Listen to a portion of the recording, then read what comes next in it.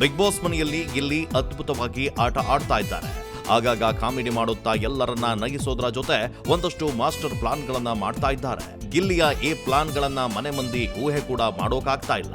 ಅಷ್ಟರ ಮಟ್ಟಿಗೆ mind game ಮಾಡಿ ನಾನ್ಯಾಕೆ ಈ ಆಟದ ಬೆಸ್ಟ್ ಆಟಗಾರ ಅನ್ನೋದನ್ನ ಪ್ರೂವ್ ಮಾಡ್ತಾ ಇದ್ದಾರೆ. ಇದೀಗ ನಾಮಿನೇಷನ್ ಟಾಸ್ಕ್ ನಲ್ಲಿಯೂ ಗಿಲ್ಲಿಯ ಪ್ಲಾನ್ ಇತರ ಸ್ಪರ್ಧಿಗಳಿಗೆ ಶಾಕ್ ಕೊಟ್ಟಿದೆ. ಪಾಪ ರಾಶಿಕಾ ಶೆಟ್ಟಿ ಲಾಕ್ ಆಗುವಂತೆ ಮಾಡಿದೆ. ಬಿಗ್ ಬಾಸ್ ಮನೆಯಲ್ಲಿ ಪ್ರತಿ ವಾರ ಇಬ್ಬರನ್ನ ಮಾತ್ರ ನಾಮಿನೇಟ್ ಮಾಡಲು ಅವಕಾಶವಿರುತ್ತೆ. ಆದರೆ ಈ ಬಾರಿ ಬಿಗ್ ಬಾಸ್ ಹೊಸ ರೀತಿಯ ಅವಕಾಶವನ್ನ ನೀಡಿದ್ರು.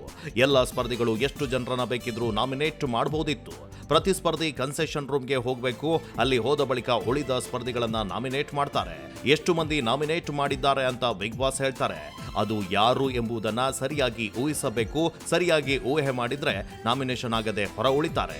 ಈ ನಾಮಿನೇಷನ್ ಟಾಸ್ಕ್ ನಲ್ಲಿಯೂ ಗಿಲ್ಲಿ ತಮ್ಮ ಬುದ್ಧಿವಂತಿಕೆಯನ್ನ ಉಪಯೋಗಿಸಿ ರಾಶಿಕಾ ಊಹೆಯನ್ನ ಉಲ್ಟಾ ಪಲ್ಟಾ ಮಾಡಿದ್ದಾರೆ. ಹಲವು ಬಾರಿ ರಾಶಿಕರನ್ನ ಗಿಲ್ಲಿ ನಾಮಿನೇಟ್ ಮಾಡಿದ್ದೂ ಇದೆ. ರಾಶಿಕಾ ಕ್ಯಾಪ್ಟನ್ ಆದಾಗಲೂ ಗಿಲ್ಲಿ ಹಾಗೂ ರಾಶಿಕಾ ನಡುವೆ ಜಗಳ ಆಗಿರೋದ್ರಿಂದ ನಾಮಿನೇಟ್ ಮಾಡೋ ಸಾಧ್ಯತೆ ಹೆಚ್ಚಿತ್ತು.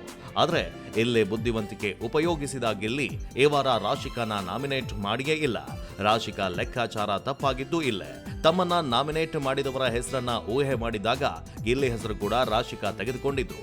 ಈ ಮೂಲಕ ಗಿಲ್ಲಿ ಹೆಸರನ್ನ ತಪ್ಪಾಗಿ ಊಹಿಸಿದಂತಾಯ್ತು. ಹೀಗಾಗಿ ರಾಶಿಕಾ ನಾಮಿನೇಟ್ ಆಗುವಂತಾಗಿದೆ.